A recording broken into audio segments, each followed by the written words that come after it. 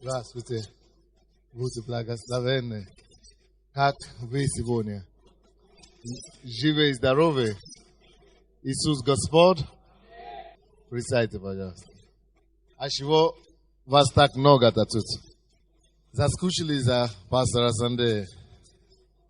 Вот как раз сегодня, на 6 этого дня, я написал новую книгу. Ее нету в продаже? Мало? Вы что, уже выяснили? Хорошо, тогда мы сделаем так, чтобы... Алло, надо кому-то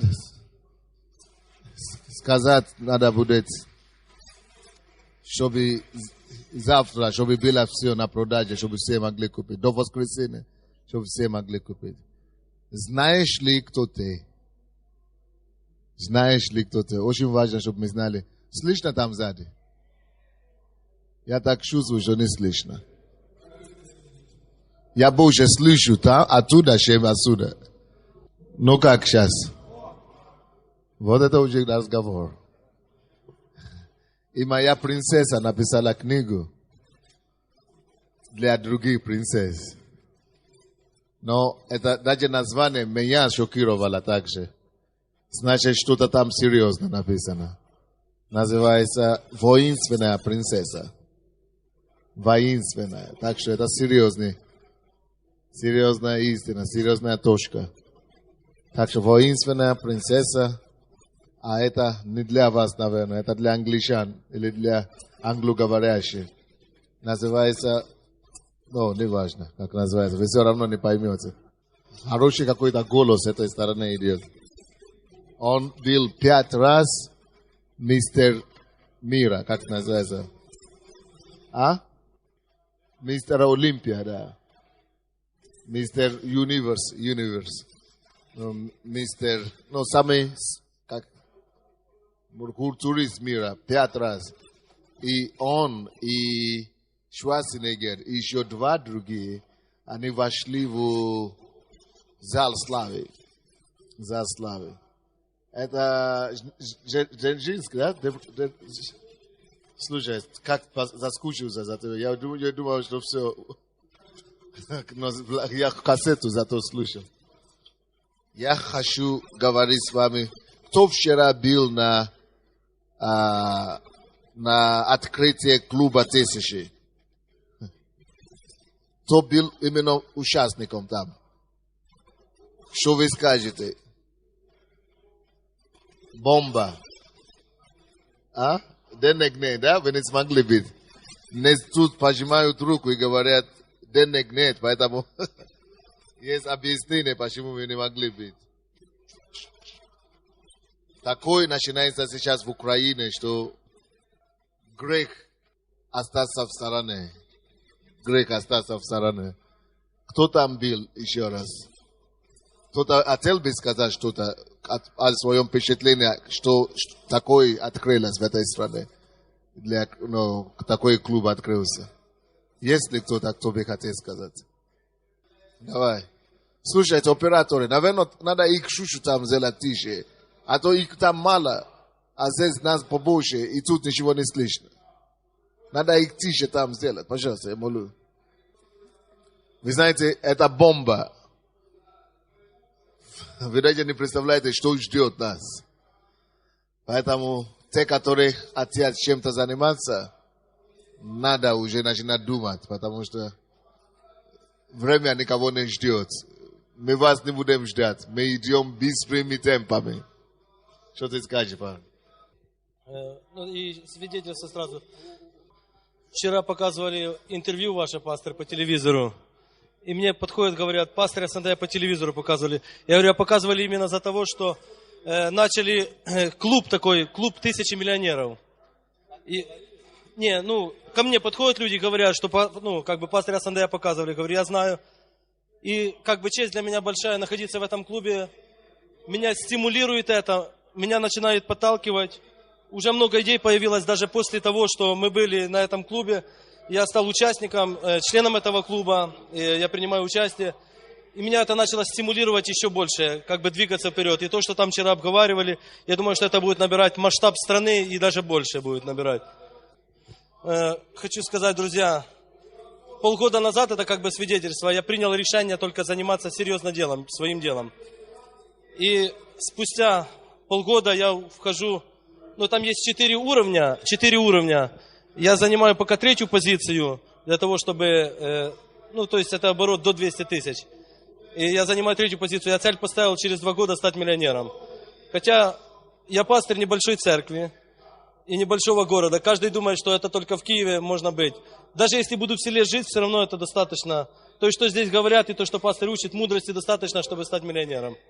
Я цель поставил до 2008 года, чтобы уже у меня будет свой миллион первый, который я буду посвящаю Богу.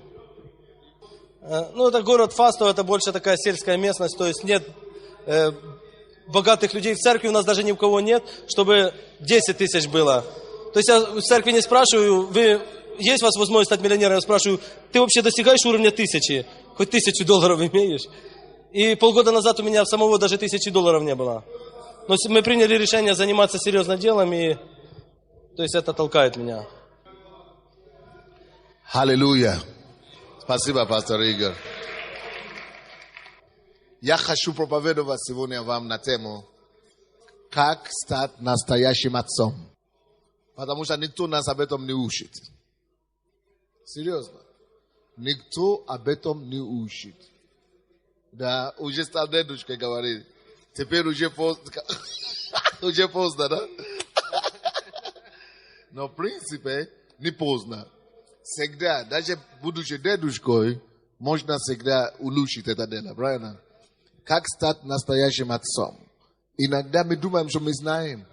Но на самом деле мы не то, что не знаем, мы рубим дровы, или как-то. Мы просто рубим дров. И вместо того, чтобы дети наши получали от нас благословение, и, извините меня, но зачастую дети наши наследуют и получают от нас только одно – греховную натуру, греховную природу, и все.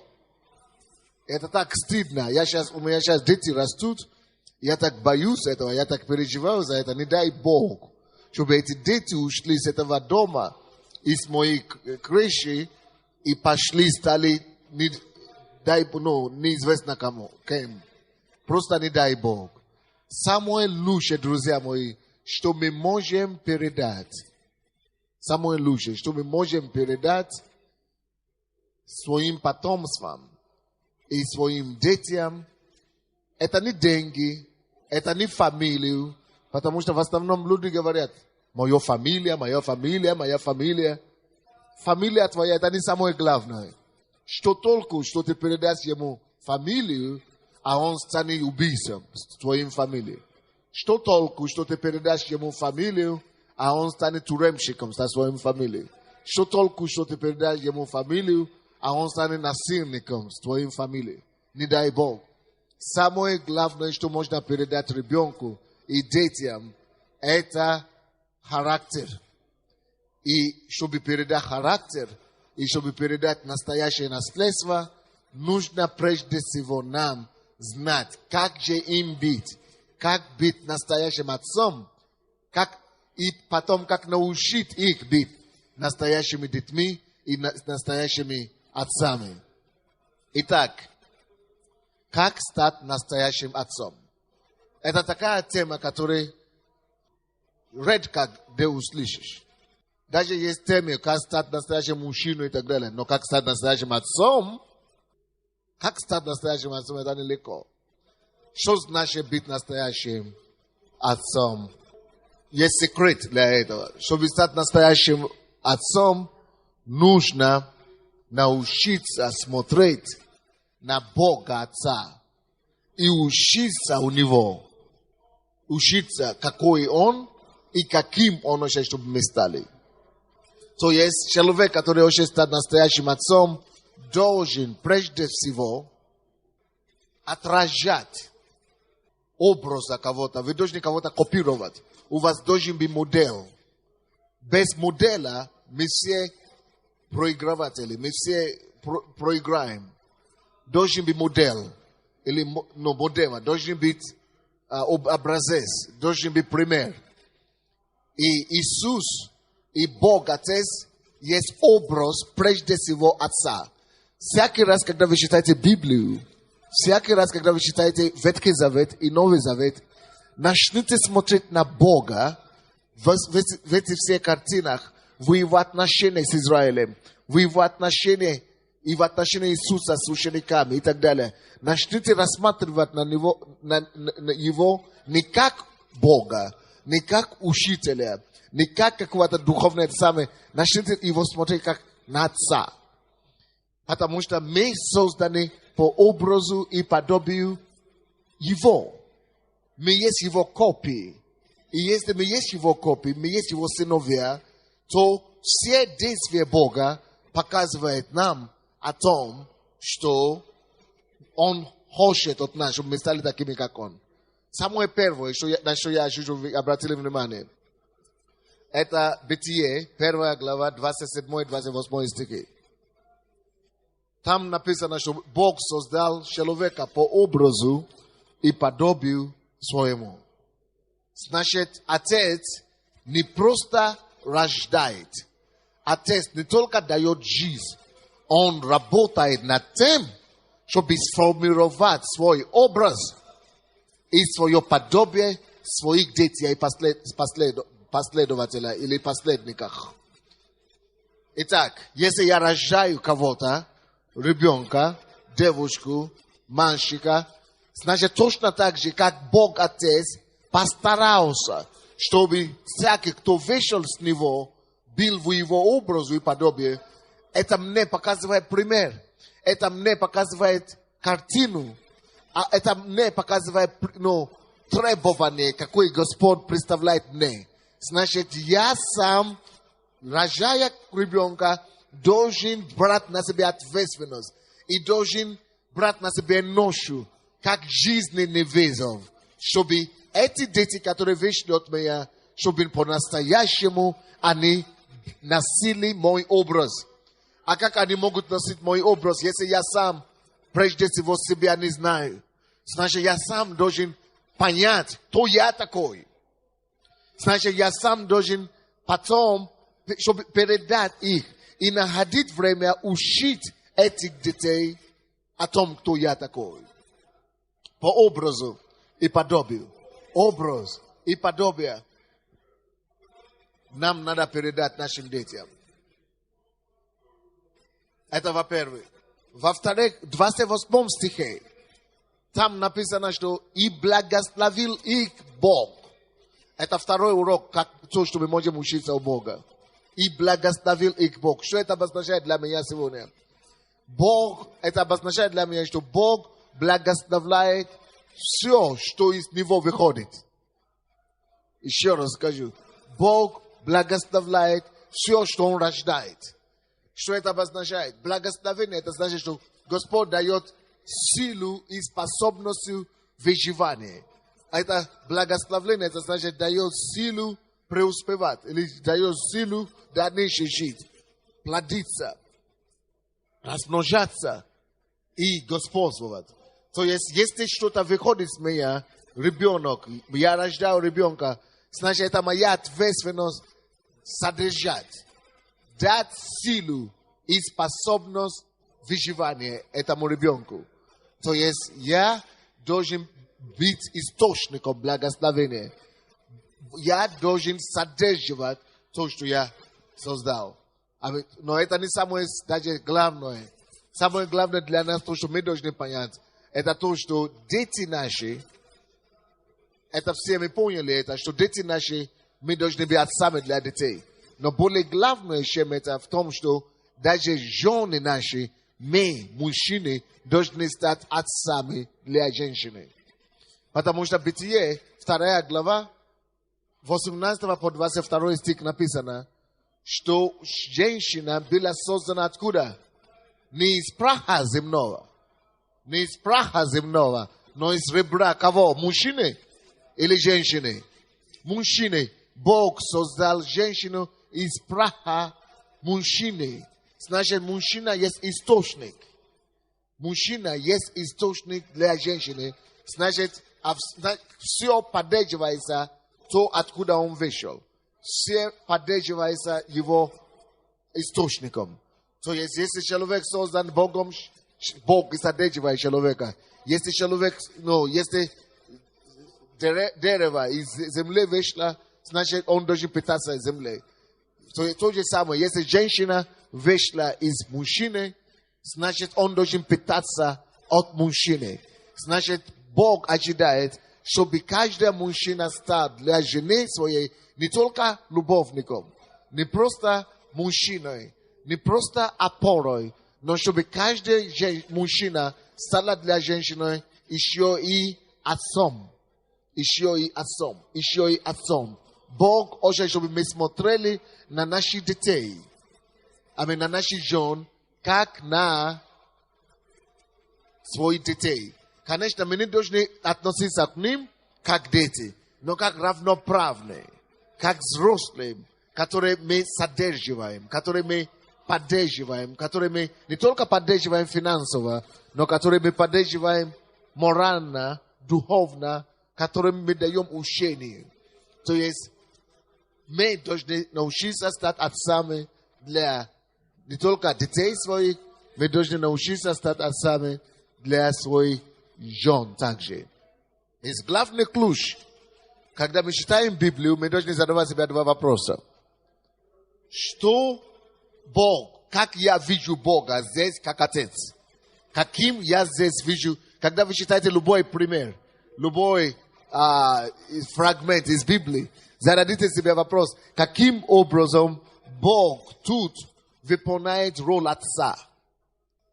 И каким образом я могу, второй вопрос, каким образом я могу научиться с этого примера и также выполнить роль Отца? То есть, если Бог содерживает, допустим, все, что от Него выходит, это значит, что Бог есть ответственный Бог. Ответственность. Значит, Бог не бросает. Даже когда человек грешит, даже когда человек отпадает от Бога, Бог все равно не бросает его. Бог есть ответственный Бог. Даже когда человек грешил, допустим, у нас будут такие вещи, что жена может согрешить, или дети наши могут согрешить, или уйти в сторону. Даже когда человек согрешил, Адам отпал от Бога, было наказание, но Бог его не бросил. Бог все равно держал его ответственность. И даже сейчас написано, что Бог посылает дождь и солнце и на верующих, и на неверующих, потому что они его творение. Бог остается ответственным отцом, несмотря ни на что. То есть у нас может быть такие разные ситуации. Даже когда наши дети будут непослушны нам, или они уходят, но мы со своей стороны остаемся благими, как Бог Отец сам. Мы со своей стороны остаемся и выполняем свои ответственности. Вы знаете, как часто приходится слушать такие вещи, что мужья говорят, но ты же меня не слушаешься. Ты же жене говорит, ты же меня не слушаешься. Вот, значит, я тебе не дам деньги, значит, я тебя не буду содерживать. Или ребенок говорит, ты же делай свое, значит, я тебе не буду ни посылать в школу, и не буду платить за себя и так далее. То есть мы не показываем пример, как Бог Отец. Да, Бог наказывает нас, Бог наказывает тех, которые от Него уходят, но Бог основные потребности все равно содерживает. Но, допустим, когда ушел Адам, упал Адам, он его выгнал, он его наказал, но он держал руку свою все равно над ним. Даже те, которые он посылает солнце на них и посылает дождь на них, неверующие, все равно они не получают полноту благословения, которые получают те, которые дома. То есть наказание, но все равно ответственность Отца, Бог понимает, что оно остается в любом случае. Вы слушаете меня или нет? Когда мы смотрим на отношения Иисуса, написано, что его отношение Иисуса к церкви или к телу Христу, это пример и прообраз отношения, какое должно быть между мужем и женой. Но когда мы смотрим на Иисуса, мы видим, что Иисус отдает свою жизнь ради церкви, ради своего возлюбленного. Получается, что я должен так заботиться о своей семье, о своих детях, чтобы жертвовать всем для них. Но как это так? Они же раздражают нас. Жена раздражает, не слушается, дети не слушаются. Как это так? Любите, как Иисус Христос? Вот почему у нас должен быть образ, пример. Вот почему у нас должен быть образец. Вот почему мы должны постоянно держать на фокус Иисуса и Бога Отца, чтобы корректировать себя таким образом. Короче, это самая главная истина. Если вы хотите быть хорошим отцом, смотрите на Бога Отца, смотрите на пример Иисуса с церковью и подражайте это. Копируйте Бога Отца. Зададите себе вопрос, каким образом та или иная история из Библии показывает мне пример, как Бог есть Отец. И каким образом из той или иной истории Библии я могу подражать Бога и быть лучшим или хорошим отцом. Итак, если вы плохо знаете Бога Отца, если вы плохо знаете Бога и его характер, характеристики и его качества, очень видно, что вы будете плохим отцом. Если вы будете хорошо знать Бога Отца, его характер, его характеристики, его качества, значит, вы будете лучшим отцом. Но недостаточно просто знать. Нужно уметь подражать Бога Отца. Евангелие от Иоанна 5:19 написано: ибо сын ничего не может сам делать по себе, но только то, что он видит Отца Творящего. Нужно научиться видеть Отца Творящего. Если мы не увидим Отца Творящего, то мы сами не можем ничего творить. Мы должны научиться видеть Отца. Научитесь видеть Отца Творящего, как именно Отец. Научитесь видеть Отца Творящего, как в отношении к детям, в отношении к женщинам. Отец Творящий позволяет мне тоже быть творящим Отцом. Теперь, какие непосредственные ответственности Отца перед семьей, перед детьми и перед женой? Первое. Отец должен показать пример благочестия своим детям и жене. Характер. Это самое главное, что вы можете передать своим детям. Бытие 24:35. Бытие 24:35 написано: Господь весьма благословил господина моего. Так, это... И он сделался великим. Он дал ему овец и волов, серебро, рабов, рабин, верблюда и так далее. Сара, жена господина моего, уже состарела, родила господина моему сына, которому он отдал все, что у него есть. Отдал все, что у него есть. Отдал все, 36 стих. Отдал все, что у него есть. Отдал все, что у него есть. Самое лучшее наши качества должны быть переданы нашим детям. Отдал все, что у него есть. Самое, что у вас есть наилучшее, надо дать детям. Почему? Очень часто нам доводится слушать такой вопрос. Почему именно еврейский народ Бог избрал? Почему именно еврейский народ Бог избрал? Кто это помнит? Кто знает ответ? Вот, ответ очень просто.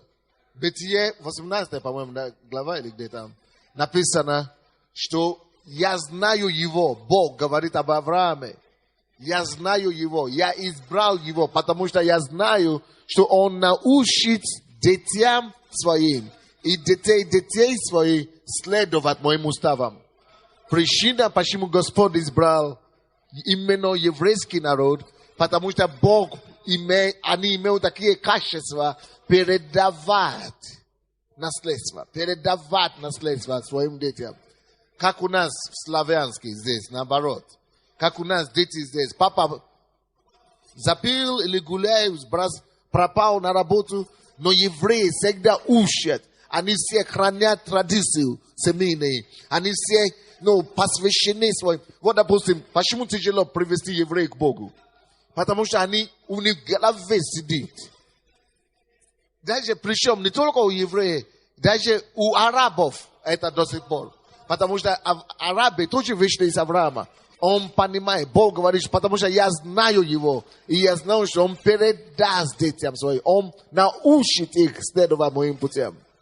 Вот почему Бог выбирает и наследник, отцов народов. Откуда отцовство перед Богом? Откуда, почему одни получается родство великое, и у других не получается? Почему Господь ставит других отцами народами, а других Он пренебрегает? От этого зависит. Способность научить детей своих и потомки свои следовать по путям Божьим.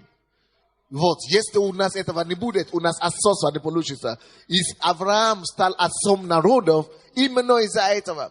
И еврейский народ, как народ, сохранился до сих пор, именно благодаря этому. Они передают ценности следующим поколениям. Они знают, Бог даже сам это сказал, я уверен в нем, что Он научит детям своим, потомкам своим ходить по путям Его. Что Бог говорит о нас, друзья мои? О тебе, что Бог скажет? Научишь ли ты? Бог скажет ли о тебе, что я знаю Его? Он научит детям своим идти моим путям или сохранить мои заповеди. Поэтому это очень важно. Поэтому Бог избрал евреев. Именно Он доверяет им, что они научат и передадут истины. Если что-то нам нужно, даже если вы, не дай Бог, где-то неправильно живете, не дай Бог, вы отступите от Бога, но вы имеете эту ответственность. Потому что когда вас не будет, останется только после вас то, что вы передали. Какие заповеди, какие учения вы передали вашим детям. Следующее, что можно делать конкретно, чтобы стать лучшим отцом. И причем учить надо не только детям, и жен тоже надо учить в истине передать эти ценности. Следующая ответственность, что как стать хорошим отцом. Каждый мужчина, каждый муж, отец должен прилагать все усилия, чтобы доказать своим детям, что он любит их матерей. Иногда вам не надо ничего сказать детям. Вам только надо им показать пример, как вы любите их матерей. Иногда некоторые нету более сильных откровений, нет более сильных, примеров для ребенка, чем видеть, что в нашем доме нету спора, что в нашем доме нету конфликта, чтобы он видел, как папа почитает маму. Иногда это остается и останется с этим ребенком на всю жизнь. Что я знаю, посмотри, как папа относится. Не могу, просто мне хочется, мне приятно смотреть, как папа относится к матери. Что папа никогда не обижает маму. Что папа всегда подает руку маме. Что папа всегда одевает пальто, куртку на маму. Что папа всегда дает деньги, чтобы мама выглядела красивая. Что мама это все для папы. Слушай, такой ребенок всю жизнь будет рассказывать об этом. Всю жизнь будет рассказывать об этом. И что папа никогда не дает в обиду маме. Никогда я не слышал от своей матери, от своей папы, чтобы он наругал маму. Никогда папа не сказал плохое слово. Никогда он не обижал маму. Я никогда не видел этого. Боже мой, если даже это единственное, что тебе удастся передать твоему ребенку. Если это единственное, о чем вспомнит твой ребенок, или твоя дочка, или твой сын, а тебе ты состоялся как папа. Если только в этом он скажет, ты сможешь воспитать ребенка, который скажет, слушай, одно наслаждение смотреть, как папа относится к маме. Я вам скажу следующее, к чему это приведет. Это приведет к тому, что этот ребенок будет только мечтать быть такой, как его папа. Даже если эта девушка вырастет и всю жизнь будет только мечтать о том, чтобы выйти замуж только за такого человека, как папа. Нет лучше примеров, чем вот это вот. И это называется, вы знаете как, стать героем для своего ребенка. Стать героем, потому что ты станешь героем не на проповеди. Ты станешь героем не на работе для своего ребенка. Ты станешь героем именно когда этот ребенок видит тебя постоянно перед собой, как ты выходишь и приходишь, как ты каждый день ведешь себя самым близким человеком с тобой. Поэтому для меня лично, у меня есть некоторые клятвы. Именно не то, что обещание, клятвы конкретно. Первое. Никогда в жизни не буду повесить голос. Не буду повышать голос на свою жену. Пусть она сядет мне на голову. Пусть она мне бросает кастрюлю, не дай Бог. Но даже если кастрюлю бросит, не буду повышать голос. Принцип, завет. Конкретно. В моем доме не будет такого. Все. Пусть весь мир это делает. А мне говорят, а если она обижает? Вот когда она обижает, что делает пастор? Я собираюсь, одеваю туфли, беру куртку, когда я кипит, когда мне кипит внутри, или как там говорят? Да, когда кипит внутри, беру куртку, ухожу в лес, гуляю, пока это все, или на рыбалку, пока это все кипяток, это не перекипит. А потом начинаю молиться на сына, на языка. И благословлять внутри себя. Потом вернусь. Если не получается выходить, тогда иду в другую комнату, закрываюсь. Если не получается, даже если мне очень хочется проклинать сейчас, ругать ее, я все это говорю. Не плохое слово, но говорю это, но внутри себя только, чтобы вслух не вышло. Пока я это делаю, не победил внутри. Но только, чтобы не вышло. Все могут попасть в искушение, но самое главное, все могут получить искушение. Самое главное, не попасть в это искушение. Искушение кричать может прийти ко всем. Искушение ругать может прийти ко всем. Но не подай в это искушение.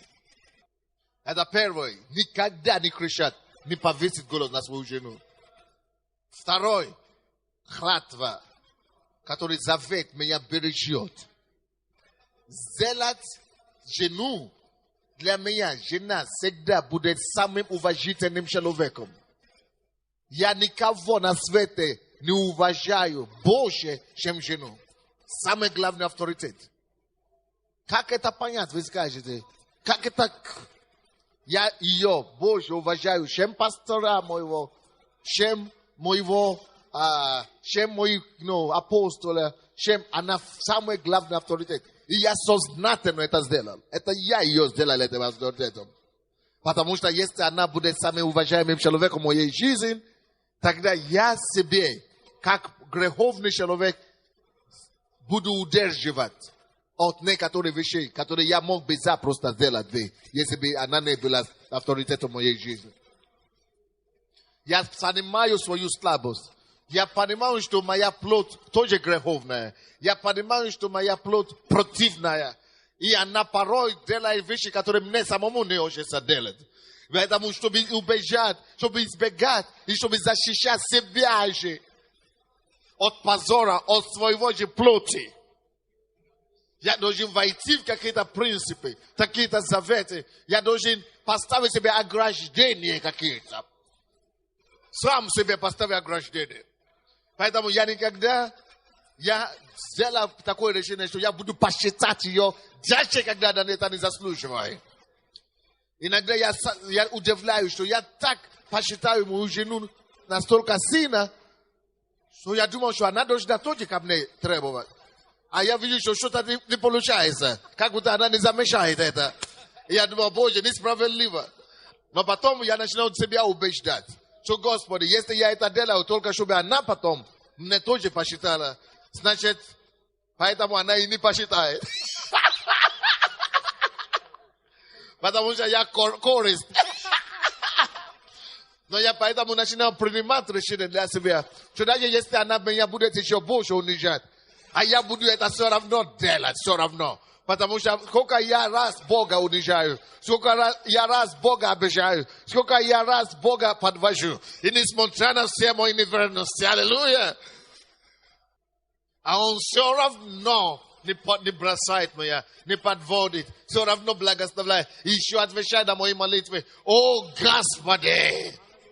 Поэтому если жена звонит, или жена что-то говорит, для меня это закон. Прежде всего, я сделал свою жену своей героиной сам. Я сделал свою жену своей принцессой сам. Вы спросите у моей жены, она сама вам скажет, что если бы не... Она сама мне говорила, что если бы не пастор, если бы я вышла замуж за кого-то другого, а не за пастора, я бы давно уже у меня бы не состояла семья. Ты должен сделать свою жену сам. Через твой пример. Какая она должна быть, это от твоей руки зависит. От твоего примера зависит. Не жди, пока она станет нормальной, прежде чем ты начнешь нормально к ней относиться. Не жди, пока она станет хорошей, прежде чем ты начнешь к ней хорошо относиться. Ты ее делаешь твоими поступками. Ты ее творишь. Допустим, когда я женился на свою жену, она не хотела вообще выйти замуж за проповедника. Она не любила, потому что она росла в церкви, где проповедников принижали. Она говорит, я не хочу за пастора выйти замуж. А потом, когда она уже вышла замуж, она говорит, никогда, только не трогай меня, я только жена, ничего не хочу. Она не хотела никакое служение, вообще не принимать участие, просто ходить в служение, в церковь. Но на сегодняшний день она вам скажет сама, что она стала пастором только благодаря тому, она теперь не то, что она сама пастор, только благодаря тому, что она вышла замуж за этого человека. Что я не может иначе быть, потому что ты такой пример видишь, и такой видишь, ты с этим человеком живешь, что даже те, которые с ним не живут, становятся кем-то, тем более те, кто живет. Даже если это камни, то ты станешь кем-то. Потому что каждый мужчина должен строить и создать свою жену. Но это большой труд. Это через смерти. Это через самоуничижение. Это через самоумоление. Но я вам скажу, когда ты начинаешь видеть плод и плоды, это большое благословение. Вот это второе. Третий. Я принял решение для себя. Никогда не ждал, чтобы жена просила у меня прощения. Даже если она не права. Даже если я прав, я иду первый, прошу прощения. Я иду первым, проси прощения. Чтобы не было. Она не права, я прав, я не буду качать права дома. Вот, права дома не буду качать. Права дома не буду качать. Да, принцип. Это зависит от принципа. Права дома не буду качать. Она права, иду, прошу прощения. Я прав, иду первым, прошу прощения. Ты говоришь, скоро она себя сядет на голову. Пускай сядет там. Написано, что жена – это венец мужа. Пусть сядет, это ее место.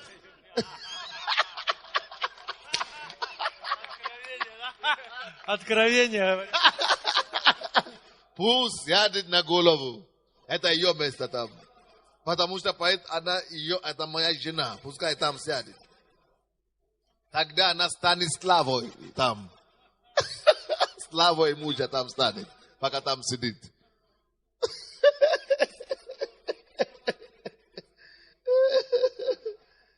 Почему мужчины не хотят это делать? Потому что они боятся терять позицию.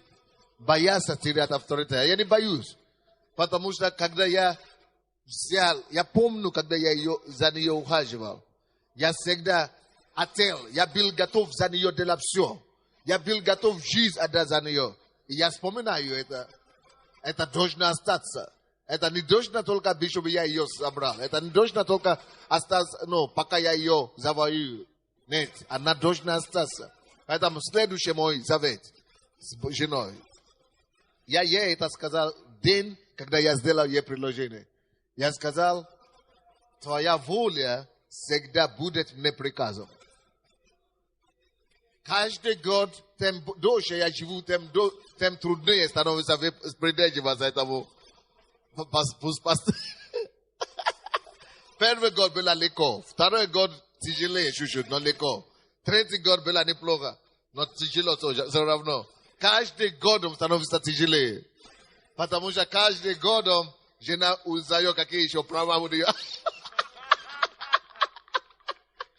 У нее требования, короче. Вырастают требования, аллилуйя. И права больше качает. Но я ей сказал. И если вы спросите у нее, получается у пастора говорит, что твоя воля мой приказ, то есть ее желание мой станет приказом для меня. Если вы спросите у нее, получается ли у меня это, она скажет, не получается, но он старается. Так вам скажет, да. Как бы ты ни старался, все равно не можешь. Да.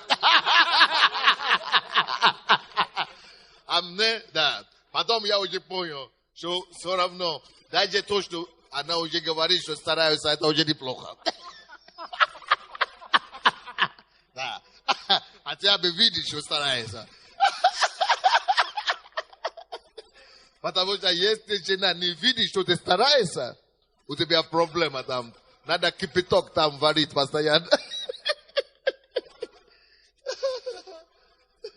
Она должна видеть, что у тебя есть этот принцип. И ты к нему стремишься. И ты стараешься постоянно по этому жить. Да. Поэтому я стараюсь, чтобы это получилось. Однажды так, действительно. Чтобы уже она могла говорить, да. Действительно, он сказал и сделал. Вы знаете, что я обнаружил? Еще одно. Следующее мой завещание себе. Я понял, что героем дома быть не надо. Крутым дома быть нельзя. Я это понял. Что крутым или героем дома стать или быть бесполезно. Кому тебе твое геройство? Твоя гениальность? Какой бы гениальный? Вроде бы, я всегда думал, что вроде бы я всегда умный. Но когда я попадаю к себе домой,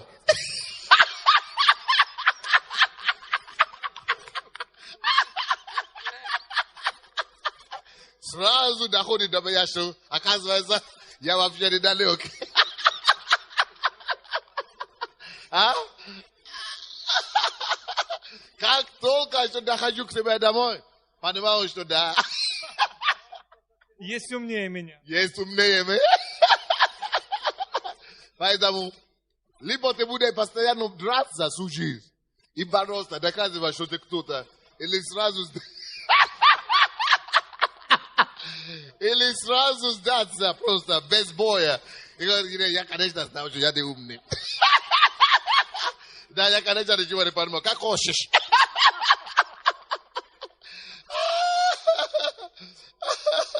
Я не знаю, как вы, но я это уже к этому выводу пришел. То есть, если ты думаешь, что ты святой, такой, я где пастор, я все знаю.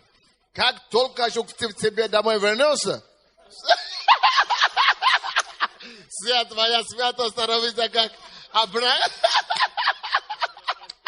Как запачканная одежда.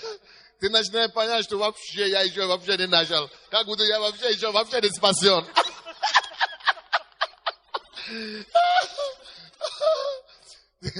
Поэтому решение этому всему, это согласиться сразу, что бесполезно что-то доказывать такое. Просто я нормальный, все. Я всего лишь, да. Да, я всего лишь нормальный. Ну, заурядный, да. И я принял решение. Я буду только задавать вопрос. Чем надо помочь? Что где делать? Да, хорошо. Но на работе будешь героем, аллилуйя. На кафедре, да. На предприятии, да. Ты будешь давать приказы. И вы думаете, что это твоя жена только такая? Не, все одинаковые.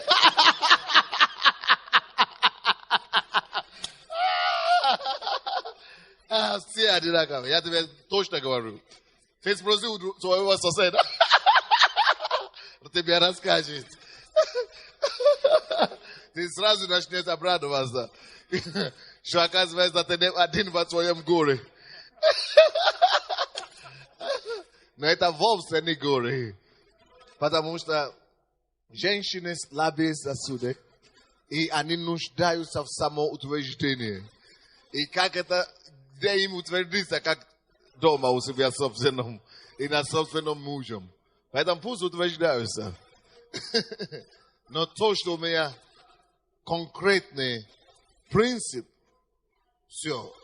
И я еще следующий принцип я вам дам. Что я никогда не ляжу спать, если моя жена несчастлива, не рада в чем-то. Если жена недовольна чем-то, я должен примириться. Потому что написано, что солнце не должно зайти на ваши гневы.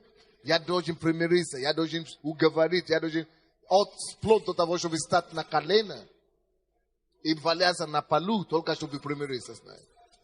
И также я не выхожу из дома на проповедь или куда-то, если жена не улыбается, если она несчастлива. Если она несчастлива, куда мне идти проповедовать? Ну кому проповедовать? Каким героем ты там на сцене, если дома у тебя человек, с кем ты живешь вообще? Плачет. Куда идти? Я принципиально не выхожу из дома, если жена недовольна чем-то. Я решаю это дело, прежде чем уходить. Зачем идти с бременем на сердце, на душе? Поэтому люди говорят, у меня никогда не бывает плохое настроение. У меня лично не бывает. Почему? Я стараюсь жить в мире. В мире, любой ценой, но в мире. Не только со своей женой, но и со всеми. Я хочу быть в мире. Поэтому я всегда в хорошем настроении. Потому что у меня ничего на сердце не давит. Нету бремя на сердце. Совесть не душит. Совесть чиста. И это очень важно, чтобы мужчины научились вот так жить. Если мы вот так будем себя вести дома, и у нас отношения будут вот так складываться с нашими женами, дети наши увидят. И таким образом мы можем стать героями для своих детей. Для своих детей. Следующее, как стать героем, или вернее, как стать хорошим отцом.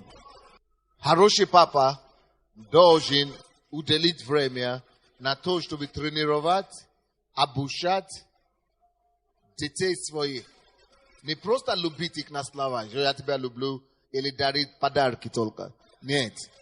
Каждому ребенку нуждается в любви, во внимании, заботах и во времени, чтобы проводились времени с этим ребенком. Следующее. Это то, что я говорил Бытие 18. Бытие 18, 18, 19. У вас должны быть определенные ценности в вашей семье. Вот, допустим, то, что я говорил сейчас в отношении к жене, да, это есть ценности. Это есть ценности. Но должны быть семейные ценности. И этим ценностям надо научить своим детям. Эти ценности надо преподать и научить детям своим. Надо научить детей эти ценности. Бытие 18, 19. Бытие 18, глава 18-19 стихи. От Авраама точно произойдет народ великий и сильный. Вау! Еще раз говорю, от Авраама точно произойдет народ великий и сильный. Еще раз говорю, от Авраама точно произойдет народ великий и сильный. Как об этом знать? Как знать, что будет с вами на завтра? Как знать, какой будет у вас потомки? Как знать, какие у вас будут дети? Потомки через 2 поколения, через 3 поколения, через 5 поколений. Как знать, какие у тебя будут потомки? Вот, вы можете пойти у себя в гроб, в иной мир отойти, будучи уверен, через 200 лет, какой твой потомка будет. Вы знаете, как это знать? Как это определить? Точно как Бог это определит для Авраама. Он говорит, от Авраама точно произойдет народ великий и сильный, и благословлятся в нем все народы земли. 19 стих. Ибо я избрал его для того, чтобы он заповедал сынам своим и дому своему после себя ходить путем Господним, творя правду и суд. 3 ценности. Ходить путем Господним. 2. Творить правду. 3. Творить суд. 4. Заповедь. Исполнить. 3, то, что мы говорим. И что Бог сделает? И Господь исполнит над Авраамом все, что было сказано о нем. Ценности должны быть в вашей семье. Ценности в семье. Ценности. Если вы научите детей вашим ценностям, то эти ценности, они будут их возить, руководить, и они будут руководствоваться этими ценностями всю жизнь. Вы можете предугадать, какие будут ваши потомки. Вы сможете предугадать, какие будут ваши дети. Через 100 лет, через 200 лет. В зависимости от тех ценностей, которые вы сейчас передадите им. От тех ценностей, которые научите их сегодня. Вот почему Бог избрал еврейского народа. Потому что Бог был уверен в Аврааме, что Авраам научит детей своих ходить его путям. Итак, допустим, какие ценности должны быть? Во-первых, что ваша семья, вы можете пример сказать, что научить их о том, что без Бога ничего нету. Что если вы без Бога живете, вы мертвецы. Научите их ходить путем Бога. Не просто знать, что Бог где-то есть, а ходить путем Господним. Научить их не просто Божьи чудеса видеть и знать, но научить их ходить путями Божьими.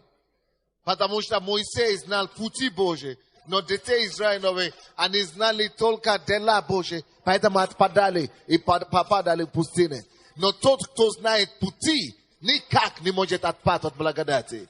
Надо научить наши семьи, наших детей ходить путям Господним. Ценности Божьи, Божьи правила, Божье мышление, Божьи точки зрения, Божьи взгляды на все сферы жизни. 2. Нужно научить ваших детей творить правду. Пусть дети полюбят праведность. Пусть они понимают, что ходить правильно, жить правильно, и слушать за закон, бояться закон, бояться старших, уважать старших, что это ценности. Пусть дети знают, что не блудить – это честь, что нету ничего великого в том, чтобы блудить, что нету ничего достойного в том, чтобы курить, пить, блудить, гулять, что в этом нету геройства никакого. Но есть геройство и честь в том, чтобы ходил в праведности. А вы знаете же, что праведность делает? Праведность возвещает народ. Праведность возвещает народ. Но всякий грех и бесчестие все равно приносит бесчестие. Пусть наши дети будут знать и ценить правду и праведность. Что воровать нельзя, что обманывать нельзя. Пускай они эти ценности не только услышат, но пускай полюбят правду. Пускай будут творить правду, любить правду, преследовать правду. Третий. Можно также научить своих детей творить суд. Быть людьми справедливости. Суд. Чтобы они не были лукавыми. Чтобы они всегда искали справедливость. Чтобы они всегда выступали за честность. За справедливость во все их дела. Четвертый. Можно научить детей наших и семью нашу, что Царство Божье это наша жизнь. Что мы работаем не только, чтобы зарабатывать деньги. Что мы работаем не только для себя. Что мы, все, что мы делаем в этом мире, мы делаем для того, чтобы Царство Божье продвигалось вперед. Мы, чтобы Царство Божье укрепились, делаем все то, что мы делаем. Мы дети Царства. Мы ищем прежде всего Царство Божье и праведность Его. И потом мы знаем, что все остальное прилагается нам. Следующее, что нужно знать, чтобы стать хорошим отцом. Чтобы стать хорошим отцом, друзья мои, родители и особенно отцы должны понять, что это нормально наказывать детей, когда они отходят от пути Господня. И когда они делают что-то неправильное. Не бойтесь наказать детей. В Америке сейчас идет такие взгляды и учения, что наказывать детей нельзя. И что наказывать детей это сущее преступление. Слушайте, Слово Божье лучше знает. И Бог лучше понимает, что детей можно наказывать не просто ради того, чтобы они страдали или мучились. Детей мы наказываем, чтобы они исправились. 1 Фессалоникийцам 2, 11-12 стихи. Потому что вы знаете, как каждого из вас, как отец детей своих, мы просили и убеждали и умоляли поступать достойно Бога, призвавшего вас в свое время Царство Божие. Но больше того, Евреям 12 глава, Евреям 12 глава, 6 стиха. 6 стиха. Ибо Господь, кого любит, того наказывает. Бьет же всякого сына, которого принимает. 6 по 12 стихи. Наказание – это библейское воспитание. И мы не должны от этого уходить никуда. Можно наказывать детей, ибо Бог, кого любит, того наказывает. Следующее. Ефесянам 6:4 написано, что отцы, не раздражайте детей ваших. Отцы, не делайте что? Не раздражайте детей ваших. Иногда отцы подают плохой пример для своих детей. Иногда мы раздражаем детей наших. Это может закончиться плачевно. Это может очень плохо заканчиваться. Поэтому посмотрите за себя, как вы себя ведете в семье, чтобы не быть плохим примером для своих детей и чтобы не раздражать детей. Потому что это самое страшное. Когда дети раздражаются, они делают 10 раз хуже, чем мы с вами делали. Делают 10 раз хуже, чем мы с вами делали. Притчи 17:6. 17:6. Венец стариков сыновья сыновей, а слава детей родителей их. Следующий пункт. Пусть вы будете славой и гордостью для ваших детей. Сделайте все, чтобы дети ваши гордились вами. Это начинает с отношений с матерями их, заканчивает отношениями с ними лично. Вы должны стать славой ваших детей, гордостью для них и людей, кого они хотят подражать. Но это начинает с того, как вы себя ведете с их матерью. Все, будьте благословенны. Есть ли вопросы? Если будут вопросы, поднимите руки, пожалуйста. У меня, скажем, не по теме вопрос. Я хочу спросить. Можно еще записаться в ваш клуб 1000? Наш клуб 1000 можно записаться, но есть определенные требования. Вам надо познакомиться с этими требованиями. И если вы выполните эти требования, можно попасть туда. Я не знаю, как туда. Есть сайт, да? Вы же знаете наш сайт. Вот зайдите на сайт, там есть, вы войдите, там есть реклама клуб 1000. Войдите туда, и можно туда зайти. Да, вопрос. Пожалуйста, не расходитесь еще. Давайте ответим на вопросы людей, прежде чем расходиться. Пожалуйста, оставайтесь пока. А если я женат второй раз, и мне 2 детей моих, и второй жены, у ней тоже 2 детей, а моя жена живет с другим, а ее муж отдельно. Вот как в этой ситуации быть? Нет, у меня с первой женой мне было 2 детей, они есть у меня. И эта женщина, с которой я живу, у нее тоже 2 детей. Они уже взрослые. Не от меня, от нее. Алло, как быть, если человек женат второй раз? Вы слушаете? Человек женат второй раз. От первого брака 2 детей, а у жены ее настоящей тоже 2 детей, но не от него. Я хочу сказать, что натура Бога и природа Бога заключается в том, что всякий отец должен быть ответственным, должен нести ответственность. Потому что, как мы читали Бытие, 1 глава, 28 стих, Бог берет ответственность за его создание. Бог создал человека по его образу и подобию, и Бог дал ему власть плодиться, размножаться и господствовать. Бог дал ему все, чтобы состояться. Итак, если вы развелись с вашей первой женой, нужно все равно оставаться отцом для детей. Даже если эти дети сейчас живут с чужим отцом или в чужой семье, вы все равно есть отец.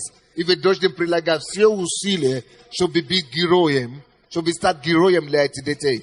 Причем продолжать быть благородным и добрым вашей бывшей женой. Даже если она от вас ушла, у вас нет никаких отношений интимных, но человеческое отношение должно оставаться. Вы должны быть примером Христа и примером богобоязни и страха Божьего для этой женщины, чтобы ваши дети могли видеть, как вы относитесь к их матери, и поэтому уважать вас и следовать за вашим примером. А что касается детей, которые вы приняли от вашей второй жены, не ваши дети, не ваши кровные биологические дети. Очень важно, чтобы вы приняли их тоже как своих детей, родных. И точно так же, как вы бы относились к своим родным, чтобы также относиться к этим детям. Вопрос. Он бросил служить Господу. Жена требует, чтобы вы бросили служить Господу. Хорошо. Что делать, да? Что делать, если жена неверующая, и если или верующая, или неверующая, и требует, чтобы отец, или чтобы вы, как мужчина, бросили служить Господу? Я хочу сказать, что нету пожара без дыма. Нету дыма без пожара, как мы говорим. То есть, нету дыма без огня. Если действительно эта женщина это требует, я абсолютно уверен, что на то есть причина. Есть определенные причины. Либо потому, что она думает, что Бог уводит вас. Может быть, вы ошиблись в вашем отношении с ней и с Богом. Может быть, вы уделяете больше времени Богу или служению, вернее, чем семье. Конечно же, когда вы уделяете больше времени служению, чем женщине, она начинает говорить, тогда иди живи с Богом, не со мной тогда. Если ты женился на меня, ты взял меня к себе домой, и ты со мной не живешь, ты пропадаешь. То на работу, то еще куда-то на служение. Конечно, ревность начинает играться в этой женщине. Да. Поэтому я хочу сказать, что, во-первых, надо стать хорошим примером для своей жены. Имеется в виду, что вы должны прилагать дополнительные усилия, чтобы эта жена убедилась, что муж, который живет с Богом, намного лучше, чем муж, который живет без Бога. Потому что если вы с Богом порядочны, если вы после работы возвращаетесь домой, если после работы вы сидите и имеете время с женой, если вы приносите зарплату, если раньше вы с друзьями, да, на пьянку, с зарплатой, вы все напились, а сейчас с Богом вы возвращаете деньги домой, то вот это пример, любая женщина будет благодарна и счастлива, что муж приносит деньги домой, а не в табаке куда-то. Поэтому вам надо приложить усилия, вам надо завоевать ее вашим хорошим, благочестивым образом жизни. У меня с женой разошелся, она была верующая, а я неверующий. И сейчас я не пью, не колюсь, ничего, работаю, приношу деньги в семью. Мы официально разведены. А жена сейчас еще, она не хочет со мной сойтись. Я хочу сойтись с ней. И что мне, она вот не хочет. Могу я выйти, жениться на другой или как? Что мне делать? Если вы хотите зайти с женой, вы уже не пьете. Я знаю такие случаи. И я знаю, почему эта жена не хочет с вами жить. Потому что она помнит, какой вы были. Она помнит, как вы пили. Она помнит, как вы гуляли. И она уже подорвалась у нее доверие. Она уже, скорее всего, не верит, что вы сможете измениться, что вы сможете быть другой. Поэтому, что нужно делать? Пока вы с ней не живете, нужно продолжать исполнять для нее обязанности мужа, кроме сексуального. То есть, нужно начинать ухаживать за ней, как с первого раза, как вот первый раз вы видитесь. Надо начинать ее ухаживать за ней, надо начинать завоевать ее душу. И любая женщина, я вам скажу, любую женщину можно завоевать. Любую женщину можно покорить, если показать пример любви. Но если все равно она однозначно не захочет вернуться к вам, и она развелась официально, то тогда вы можете, конечно, жениться на другой. Но я вам говорю о том, что жениться на другой или развод не ответ. Почему? Потому что люди, которые развели второй, третий раз, они потом убеждаются в том, что развод не ответ. И что первый все равно лучше. Кого Бог вам дал, тот хороший. Но только надо себя изменить. Не другого изменять, себя изменить. Может ли жена оставить мужа, развестись с мужем, если муж много раз обещал ей стать нормальным, все равно ведет аморальный образ жизни, пьет, не заботится о детях и бьет жену? Конечно. Конечно. В принципе, мы учим вот так, чтобы жена тоже постаралась завоевать мужа обратно. Чтобы жена тоже проявила долготерпение и молилась за мужа. Но если все равно он не хочет с ней жить, пьет, бьет, чтобы пока он ее не убьет, она может развестись. Так, какой еще вопрос? А если бывшая жена категорически против, чтобы я общался с ребенком, она сейчас живет с другим мужчиной, и она... Если она категорически против, чтобы вы общались с другим, с вашим же ребенком, это опять же из-за того, что она, наверное, переживает и боялась то, кем вы били раньше. Нужно доказать ей и этому ребенку даже издалека надо доказать свою любовь. Через письма, через подарки, через других людей, через соседей. Или попытаться выйти на мужа ее. И найти общий язык как мужчины. Подружиться. То есть вам надо доказать им, что вы уже другой. Что вы уже хороший. И когда любой ребенок или даже мужчина увидит ваше хорошее расположение, Я уверен, что можно это победить. Но вы должны бороться за своего сына, чтобы его, даже если через суд, чтобы суд, вплоть до того, чтобы суд, навязал, за то, чтобы вы могли общаться с вашей женой, с вашим ребенком. Там, да, есть вопросы? Где есть вопросы? Нету больше вопросов? Здесь? Пастор Сандей, вы говорили, что желание жены для вас почти как закон. А как бы бывает у вас ситуации, что, например, у жены есть какие-то желания, но вы понимаете, как служитель, как Божий человек, вы понимаете, что это не то, что бы хотел бы Бог. То есть это не явно грех какой-то, но у вас, допустим, внутри какая-то тревога, сомнение, то, что действительно это может способствовать на созидание семьи. А жена настаивает на каких-то вещах. Как вы тогда поступаете? Во-первых, надо научиться уступить друг друга. Если в принципе, любая жена должна понять, что и мужчина, то, что я сказал, что жена жены для меня, закон не обозначает, что я теряю быть главой. Все равно последнее слово за мной, за меня, как муж. Все равно, когда я понимаю правоту свою, и я вижу, что в этом деле я должен принять решение, все равно я настаиваю на свое, потому что она жена, она должна слушаться, она должна согласиться. Суть то, что муж глава в семье, обозначает, что жена должна слушаться. Поэтому, если принципиально вы знаете, вы можете просто сказать ей, дать ей понять, что нет, это мое решение на сегодняшний день. Если что-то, ты молись Богу. Если Бог не скажет, тогда могу изменить эту позицию. Задача мужчины не доказать, что я глава, а задача мужчины это сделать, помочь состояться женщине. Потому что доказывать не надо, это уже доказано. Бог дал эту власть. И в любом случае последнее слово навсегда будет за мужчиной.